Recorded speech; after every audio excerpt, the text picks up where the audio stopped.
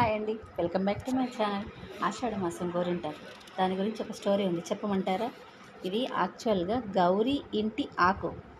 ఇది సీతమ్మ వారు వనవాసం చేసే టైంలో అమ్మవారు పాదరక్షలు లేకుండా నడుస్తూ ఉండడం వల్ల అమ్మవారి కాళ్ళకి ముళ్ళు రాళ్ళు గుచ్చుకొని గాయాలయ్యాయంట.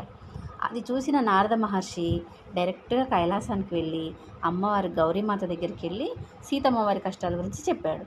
అప్పుడు అమ్మవారు ఈ ఆకునిచ్చి, నారద, ఇది జానకికి ఇవ్వు, పెట్టుకోమని, మెత్తగా నూరి కాళ్ళకి చేతులకి పెట్టుకోమని చెప్పు అని చెప్పిందంట. అప్పుడు నారద మహర్షి ఆ ఆకుని తెచ్చి, అమ్మవారు వాళ్ళు అప్పుడు వనవాసంలో మన భద్రాచలంలోని పేరంటాలపల్లిలో ఉన్నారు.